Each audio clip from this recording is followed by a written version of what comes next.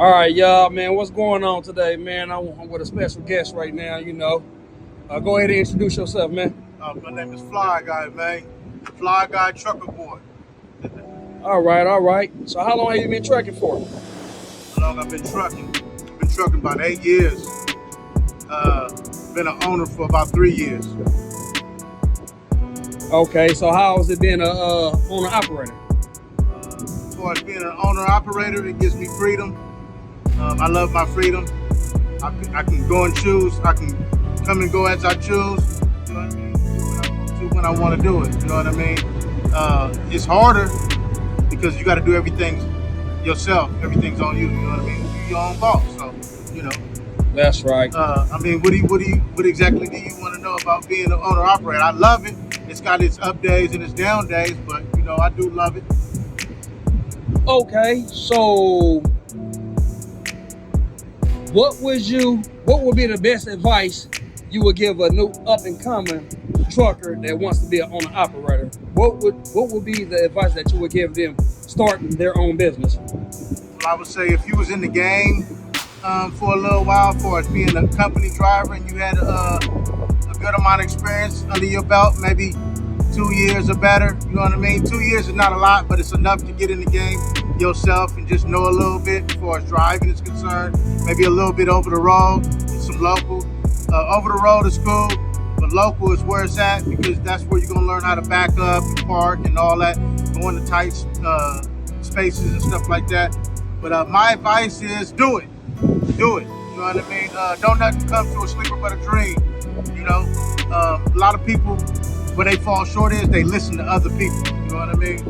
And you're not guaranteed to win anything if you listen to somebody else. You got to go out on a limb and take the chance yourself, man. Like me, I'm a daredevil. You feel me? So that's what I did. But I would say be a company man for a little bit, get a little bit of experience up under your belt, save you some money. You know what I mean? Put your pennies in your piggy bank, man, and save you a couple of thousand. You know what I mean? At least about 15 grand. Maybe 10, you know what I mean? You could probably get started on 10, But let me tell you this, it doesn't take that much. If it's a will, it's a way. You shop around with different companies, trucking companies like, what would I say, Velocity or somebody like that, or maybe a private owner. You can find you a good truck, maybe a truck from a fleet. A fleet truck, a truck that's coming from another company where they didn't had a couple of trucks, and then they want to upgrade. So what they'll do is they'll get rid of their old trucks and sell them at a wholesale price, and then get some new trucks. And now that's how you come into the game with these fleet trucks. You know what I mean? These big companies, these big carriers, they selling their old trucks, and that's how I was able to get my truck. You know what I mean? Right. Okay. But I would say, man, you could do it.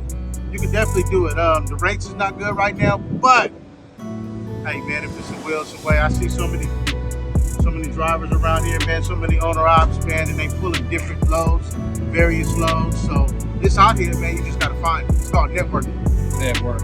Yeah. Okay. So what are some of the downfalls of trucking? Downfalls? Time management, money management. I would say money management. People not managing their money right. You know what I mean? And a lot of people talk shit about trucking. And yeah, my such and such was a trucker. It was an owner-op, and they didn't like it, and it's too many bills and too much responsibility. But the thing is, people don't know how to manage their money, and that's just life in general. People don't know how to manage their money, and when you don't know how to manage your money, you'll get short on money, and you might have a major expense or a mediocre expense, and you can't make that expense happen because you can't fix whatever's wrong with your truck because you don't know how to manage your money. You done fucked off your money. Okay. Other downfalls is just not doing inspections properly and not maintaining your truck the way that you should. You know what I mean? You might have a brake failure or a tire problem, a blowout that could cost you your life, cost somebody else's life, or a major incident, an accident. You know what I mean? So just maintaining your truck, man, and being vigilant, being aware of what's going on in your truck. You might not even know a lot about trucks, when you're coming into the game, but it's up to you. Do you want to learn? You want to ask people? you want to get on YouTube or do you want to Google some shit? You know what I mean? But the knowledge, the information is there for you too. The videos are there, and it's always human beings walking around. They there, they here. You know what I mean? To provide the information or show us something. You know what I mean? Or when you go to your mechanic, when they doing the work, even though you paying them, watch what they doing. Yeah, that's facts right there, man. Yeah, you always want to watch the mechanics because you know things on the trucks it's very expensive. Okay, so tell us, man, have you ran across any rude truckers? Anybody ever disrespected you out there on the road, or did anything to your unit, or did anything to your load?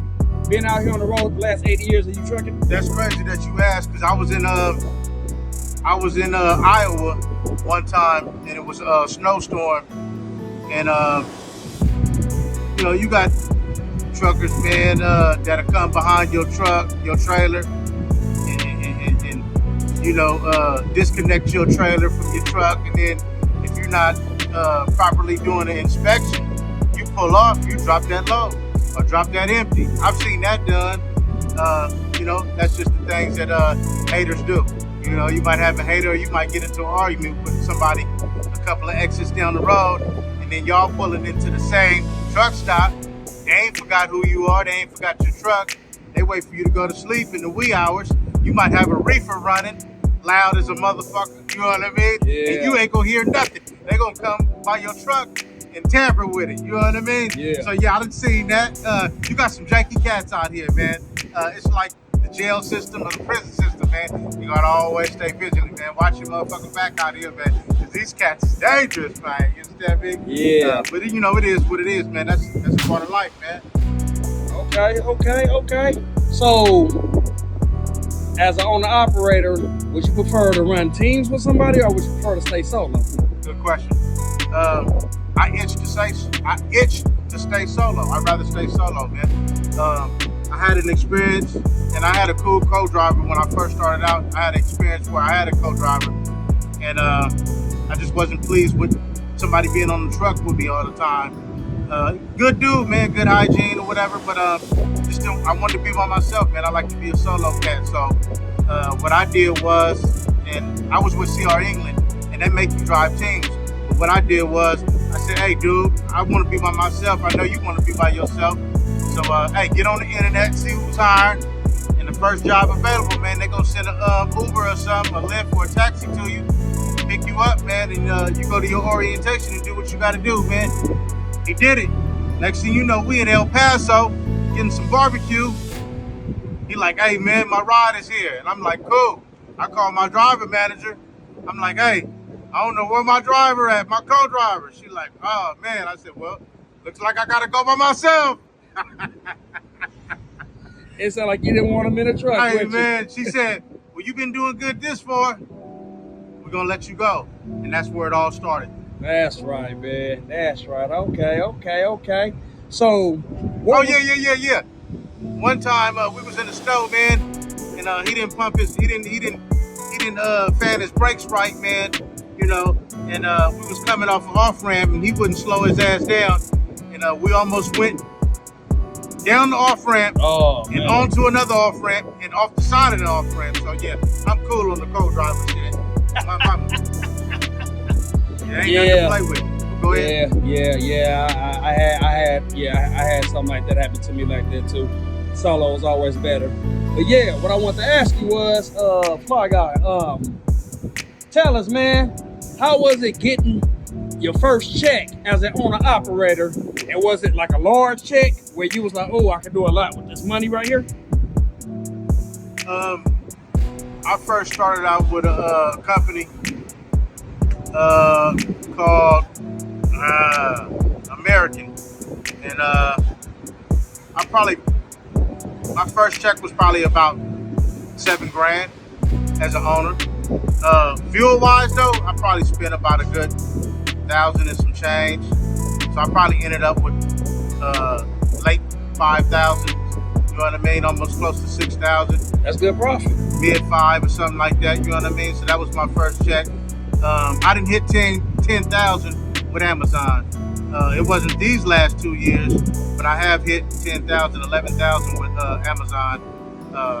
running empties, running lows. But Amazon, they done changed their system so much, man. It's hard. It's hard out here, man, to get to actually accomplish that type of money. But I guess it's doable. I don't know, man. Okay. It is what it is. But yeah, about average 7,000, 6,000, 7,000. You know what I mean? A week. That's good money right there. Yeah. And how do you feel about all these truckers and things on TikTok? People talking about it ain't no money in the trucking industry nowadays, and if you run solo, you're really not making no money. How do you feel about all that right there? Well, I have some old school cats, man, that been doing it for 20 years, 25 years. They still running solo. I got a couple of people that I know, husband and wife. Not solo, I'm sorry, teams, husband and wife, and that's how they get their money. They really eating out here, man, off the teams, you know what I mean? But it's husband and wife, or now you got a lot of girlfriend and boyfriends coming to the game. I say local is where it's at, unless you're a team, OTR, over the road. But as far as the rates and stuff like that, man, the rates are garbage, you know what I mean? Being a solo driver, you can make it. You just got to be consistent, man, and find your lane. That's all. Don't settle for one lane. A lot of cats out here, they get complacent, comfortable, and they settle with one lane. Even if it's the lowest lane, they're gonna be out here hours on hand, busting their ass, not getting no sleep, running, missing their family, because they trying to get every little load, because the rates are so low, you're not gonna make the type of money you was making a little while back, so you gotta do double the work in order to get what you was making before. So double the work means you don't get to come home. So if you're a local driver, you might as well be OTR, because you're not coming home, man. You might be close to home, but you're putting in the work like if you was OTR. Okay. That's good information right there. Real talk. Fly guy. So tell us something, man. What was one of your most scariest experience being out there on the road in one of them little hick towns? So I'm pretty sure you done drove through some hick towns before, right? Scary meaning what? As far as driving? Like far as having to pull over to get fuel in a town that you're unfamiliar with. Did you feel any type of nervousness? Was people staring at you? You had people that looked at you a certain way, man. You felt certain vibes at times when you come into little towns, Nebraska, different places, Wisconsin, the Dakotas, you know what I mean? North Dakota, different places, you know what I mean? Like Mayberry towns, you know what I mean? But hey, even some parts of Texas, you know what I mean? Real talk. Right. Some of them restaurants, you know what I mean? In them little back streets. But I'm fly guy, man. I keep it fly, man. And my mentality is, hey, who gives a fuck? You know what I mean? So I'm not even tripping, man. But always alert and always staying prepared, you know what I mean? But it's adventurous. I like adventures, you know what I mean? So that's why I'm not tripping, man. But it's been fun. Scary moment as far as driving, it's coming down that them Colorado Rockies, the mountains, you know what I mean? Coming through Colorado, yes, sir. Stuff like that in the snow. It's all bad, man. Or even coming through off the 5 down Shasta, Mount Shasta. When it's real slick, you know what I mean? And they got a little bridge, and the walls on the side of you is about this big, and you look over, and it ain't nothing but water, about 1,000 feet down, man. You know what I mean? That's scary. But hey, I had to grow some balls, man. Balls to the wall. Like what is that? Downers Pass? Downers Pass? Yeah, man. You learn all that stuff, man. Yeah. They don't tell you about it when you first start out, but you run into it, and you like, what's this? And they're like, oh, you didn't know you was coming down Downers? You know what I mean? Yeah. Hell no. What? You got them tall ass trees on the side. You you're getting high. You got trees that's as tall as tall as the earth. But yeah, man, it's been some scary experiences, man. But it's all good, man. Trucking saved my life, though, man. All right, so Fly Guy, tell us about when you go to like the truck stop. Do the lot lizards bang on your door? I'm pretty sure the people want to know about lot lizards. Yeah. Man, we at the truck stop right now, the TA, and unless it's some magicians out here, man, I don't see no lot lizards. A lot of that shit got shut down, man. It used to be popping in Ontario, California, and I'm pretty sure a whole bunch of other places that I've been to out of state and stuff like that. But you really don't see it as much as you used to. Them country towns, them southern towns, you know, Midwest towns, you might see it. They still got it cracking, but around here, man, where we at right now, ain't nothing going on, man. That I can see, you know what I mean? But Yeah. hey, I don't give a shit. I don't give a shit about no lot business. So, you know, it is what it is, man. I'm a conservative, man. I do things the right way, man, and I don't look for no drama. I don't want no drama. I don't want no stinking ass lot lizard around me. But you know, to each his own though, man. But yeah, it ain't none of that going on right here, man. It's clean business over here, man. Clean business.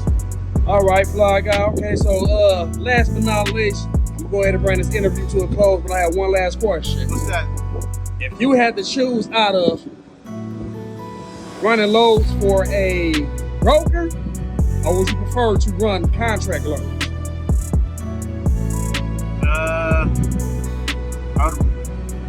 Okay, let me elaborate. Go ahead. So, you know, brokers, they shoot the load, then you have the dispatcher calling you, giving you the information on running loads compared versus to running a contract load. You work directly straight with the person that gives you the load. Like, for example, the battery. Yeah, I would rather go direct. Who wouldn't want to go direct? I'm direct like TV, man. You know what I mean? You know, yeah, I want to go direct, straight to and That's from. right. You know what I mean? Straight to the source. You know what I mean? That's how I want to make my money. Who wouldn't want to do that, man? It cuts out the middleman. It cuts out all the bullshit that comes along with it. You know what I mean? You getting hit with double brokering and fake loads. Yes. And, you know what I mean? Police pulling up on you talking about this load is stolen, and you know you pulling up to places like Amazon and they talking about this load's been taken already, or and they trying to get you to detour to other off-site places for the load that don't even belong to them, but they trying to get you to drop the load off so they can get paid, so they can get all the goods up out the load, and you're gonna get caught up for it. In other words, you can go pick up a load off the load board and they gonna redirect you somewhere else and tell you, hey, just drop it off over here, and we gonna pay you through Zelle or Cash App or something like that. You know, take the load over here. Man, they gonna take the load. What I mean, take the load. They gonna steal the load, and all that's gonna come back on you, and they gonna wonder, hey, you picked this load up? Woo. You know, where'd you get this load from? I got it off the load board. Oh, it's not a legitimate load. Shit, how I'm supposed to know? Everything panned out. But you know, on the load board, man, if you got factoring, you can. There's levels to this shit. You know what I mean? If you got factoring, you can always tell if somebody's good. You know what I mean? Through their credit. You know what I mean? And you know, they either gonna be in the red or they gonna be in the green or whatever it is. You know what I mean? It's gonna tell you if they doing good business or not. And then you know, maybe it's other ways that you can try to find out if the business is good. But hey, man, at the end of the day, you still got to make a conscious decision on your own. You know what I mean? Whether you're going to do it or not. You're going to take the load. You know what I mean? You're going to sign the what is it called?